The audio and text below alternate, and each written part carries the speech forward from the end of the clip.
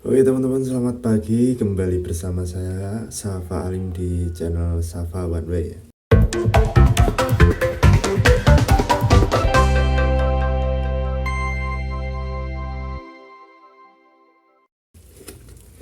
Di sini saya akan akan bercerita pengalaman saya bekerja di sebuah retail, yaitu retail Indomaret ya, tentunya retail si biru. Yang saya akan bahas yaitu mengenai tentang banyak opini-opini yang bertebaran di luar sana tentang kalau kerja di Indomaret itu selalu bayar minus, selalu ganti barang hilang, dan selalu mengganti barang yang expired. Nah, tiga hal ini itu banyak simpang siur di kalangan masyarakat lah ya, dan ini sudah menjadi ketakutan tersendiri bagi seseorang yang ingin bekerja di Indomaret ya, atau sejenisnya seperti Alfa juga. Di sini saya akan meluruskan hal tersebut ya. Jadinya kalau kita kerja di Indomaret, bahwasanya itu nggak selalu bayar minus, nggak selalu bayar barang hilang, dan nggak selalu mengganti barang expired. Tapi ada syarat tersendiri biar kita tidak selalu bayar minus, tidak mengganti barang expired, dan tidak mengganti barang hilang. Di sini saya akan membahas secara runtut, secara urut, dan ini berdasarkan pengalaman saya sendiri bekerja di Indomaret ya teman-teman. Untuk sebelum saya lanjut ke informasi-informasi yang saya akan sampaikan, saya berharap mendapat dukungan dari teman-teman dengan cara like dan subscribe channel saya ya, supaya saya lebih bersemangat membuat konten-konten selanjutnya mengenai peritailan ini ya. Dan ini saya ungkapkan sesuai dengan pengalaman saya yang sudah pernah bekerja di retail Indomaret. Langsung saja lanjut ke pembahasan yang selanjutnya. Yang pertama yang saya akan bahas yaitu ada di pembayaran minusan kasir ya teman-teman. Oke, saya luruskan kembali. Minusan kasir terjadi karena posisi fisik uang kita tidak sama dengan aktual yang ada di komputer, tidak sesuai dengan data yang ada di komputer kasir kita. Contohnya di kasir kita harusnya di laci ada uang 2 juta, tetapi di laci, di fisik uangnya itu cuma ada 1.900.000. Jadinya nanti sistem menyimpulkan bahwa ini ada kurangan 100.000 alias minus 100.000. Nah, uangnya kemana? Nah, ini kita bahas. Mungkin kalau videonya nanti kepanjangan, saya akan bikin part selanjutnya ya. Nah, minusan ini terjadi karena mungkin kecerobohan kasir, ataupun mungkin teman stoko kita ya, ada yang kemungkinan sifatnya agak jelek ya. Dan yang ketiga, kemungkinan terjadi hal sepele seperti fisik uangnya jatuh, atau kita minjem uang kasiran tapi lupa ngembaliin, ataupun kita menyetruk barang sendiri, sudah kescan di komputer, sudah disetruk, cuma kita lupa bayar ke lacinya gitu. Ataupun produk orang lain ya, yang mungkin mereka lupa bayar ya, atau gimana, bisa jadi. Tapi yang perlu teman-teman ketahui bahwasanya setiap kita masuk kerja di Indomaret itu biasanya normalnya ya minimal satu shift itu 2 orang ya. 2 orang, dan komputer di Indomaret itu ada 2 ya, komputer utama dan komputer anak. Itu semua bisa digunakan untuk kasiran. Nah, yang pertama, di setiap orang yang masuk shift tersebut, kita bilangnya 2 orang ya, setiap 2 orang yang masuk di shift tersebut mempunyai komputer tersendiri. Artinya bahwasanya saya punya komputer anak dan itu inisial nama saya sendiri. Jadinya kalau di komputer anak terjadi minus ataupun apapun itu, yang bertanggung jawab adalah inisialnya atau pemegang komputer tersebut, yaitu saya sendiri. Begitupun komputer induk ya, komputer induk yang memegang itu inisial pejabat toko. Jadi kalau ada apa-apa ya yang bertanggung jawab pejabat tokonya gitu. Nah, yang pertama itu. Jadi setiap 2 orang yang masuk shift tersebut dapat jatah komputer satu-satu, jatah komputer sendiri-sendiri. Jadinya kalau sesuai SOP itu kita harus menghandle kasir sesuai komputer yang kita gunakan. Jadi kita nggak boleh gunain komputer induk yang inisialnya pejabat toko. Begitupun sebaliknya, pejabat toko nggak boleh mengkasir di komputer kita, komputer anak, karena itu inisialnya kita sendiri. Kalau sesuai SOP seperti itu. Jadinya, nah, minusan terjadi karena itu tadi, data di komputer tidak sesuai dengan fisik uang yang kita hitung.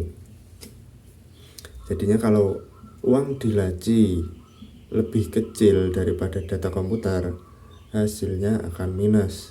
Tetapi sebaliknya, kalau data di komputer lebih kecil daripada uang yang di laci, artinya uang yang di laci lebih banyak dari data komputer, terjadi varian plus gitu. Nah, ini yang banyak beredar kan, karyawan Indomaret tekor bayarin minus terus gitu kan. Itu sebenarnya kecerobohan kita sendiri sebenarnya. Ya, bisa terjadi, yang pertama ya, kemungkinan minus bisa terjadi karena satu, kecerobohan pemilik inisialnya sendiri. Yang kedua, mungkin kita mendapatkan teman satu toko yang sifatnya kurang baik. Bisa jadi loh ya, ini saya tidak karena di toko saya semuanya pure baik-baik semua. Jadi di toko saya dulu itu nggak pernah bayar yang namanya barang hilang ya, nggak pernah bayar minusan yang mungkin di luar nalar nggak pernah ya. Jadi alhamdulillah rekan-rekan toko saya semuanya baik dan jujur. Nah, yang pertama yang saya akan yang kedua tadi kan mungkin teman kita yang kurang baik sifatnya, dan yang ketiga mungkin terjadi hal-hal sepele ya.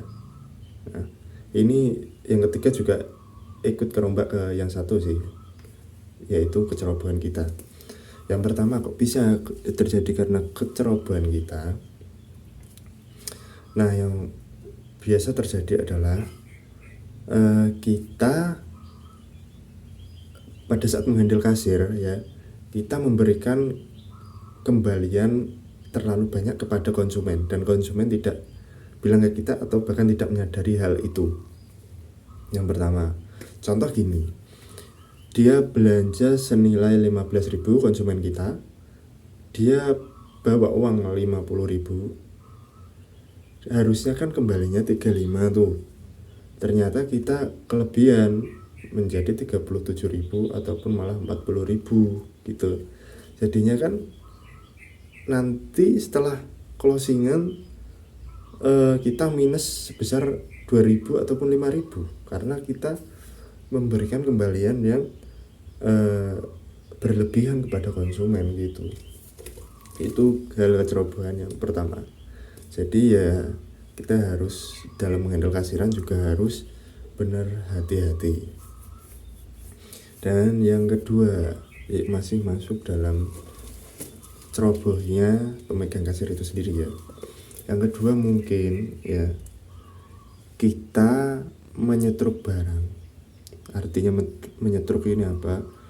Kita mau membeli barang di Indomaret itu sendiri, kita sudah scan, kita sudah setruk ya, tapi kita lupa menaruh uang kita di laci ya, itu bisa jadi minus sesuai dengan nominal produk yang di itu tadi. Makanya kalau menyetruk produk, kita membeli produk sendiri, itu SOP-nya harus diawasi oleh pejabat toko. Begitupun sebaliknya, kalau pejabat toko menyetruk produk, itu harus diawasi oleh bawahannya juga ya. Itu. Dan setelah menyetruk, pastikan uangnya langsung taruh ke laci gitu. Itu kecerobohan yang kedua. Yang ketiga, kemungkinan kita pas mengambil uang, kita nggak sadar kalau ada fisik uang yang terjatuh di bawah ataupun di lantai ataupun gimana, dan itu ternyata nggak kehitung pada saat closingan ya, nggak kehitung pada saat tutupan kasir, jadinya ya minus senilai uang fisik uang yang jatuh tadi. Misal fisik uang yang jatuh 5.000 ya minus 5.000 rupiah gitu. Nah yang itu hal ceroboh, itu hal-hal yang mencakup poin 1 tadi, kecerobohan pemegang kasir ya. Nah yang kedua itu ada kemungkinan ya, teman kita yang sifatnya kurang baik ya, itu ya ini tidak gimana ya, tidak selalu rekan kerja kita kurang baik sifatnya, tidak selalu ya. Kemungkinan oke. Tadi yang poin 1 kurang ya. Yang poin 1 kurang 1 ini yang saya bahas tentang kecerobohan pemegang kasir itu sendiri, yaitu pada saat kita mungkin ya tukar uang dengan pejabat atau tukar uang dari brankas ya, ataupun dari konsumen ataupun apalah, intinya pas tukar uang ternyata selisih. Ibaratnya kita tukar uang ke pejabat toko lah, tukar uang receh ya senilai 50.000, ternyata yang ditukar ke kita puluhannya itu kurang 10.000 ataupun kurang 5.000 gitu. Nah ditukar uang ini kalian juga harus menghitung ulang uang yang Anda tukar gitu loh. Ibaratnya Anda menukar 50.000 ke pejabat toko dan pejabat toko menukar menjadi puluhan ya ke kita. Jadi kita harus menghitung ulang, jangan sampai tidak menghitung ulang. Itu biasanya terjadi sekiranya pejabat toko ke kita kurang 5.000, itu bisa menjadi minus. Nah itu poin yang pertama tadi. Nah yang kedua itu tadi, bisa jadi rekan kerja kita memiliki sifat yang kurang baik ya mungkin mereka naudzubillah ya ini mengambil uang dari laci kita, laci kasiran kita ya, istilahnya mencuri atau gimana ya, nggak tahu. Atau mereka pinjem tapi udah bilang tapi kitanya lupa atau gimana. Sebenarnya sesuai SOP sebenarnya laci dari kasir anak dan kasir induk itu ada kuncinya sendiri-sendiri. Itu jadinya pejabat toko nggak bisa buka laci kita dan laci pejabat toko nggak bisa dibuka oleh kita gitu. Itu sesuai SOP. Tapi kalau udah di toko ya kita saling percaya aja gitu. Nah ini hal-hal yang memungkinkan kita bertanggung jawab atas minusan kasir ya.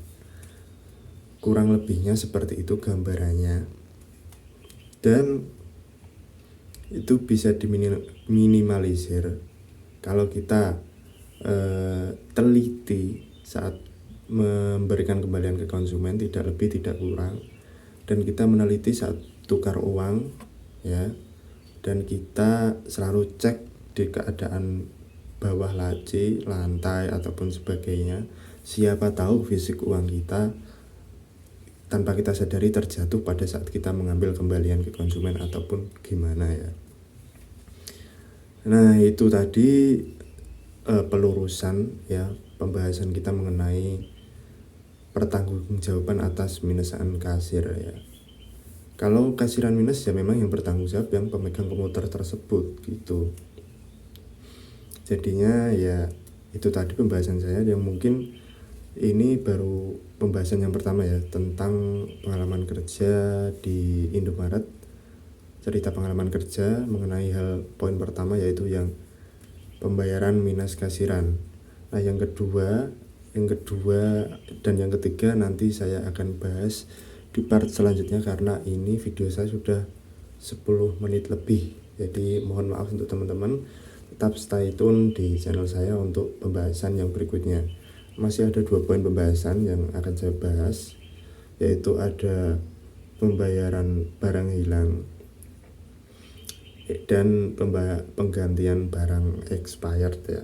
Ini nanti akan saya bahas di part selanjutnya. Jadi jangan lupa subscribe, like, dan komen, ataupun kalau ada hal-hal yang ingin ditanyakan bisa tanya di sosial media saya, yaitu bisa di DM Instagram ataupun komentar ya. Nanti Instagram saya ada di bawah video ini juga dan ada di dalam video ini juga ya.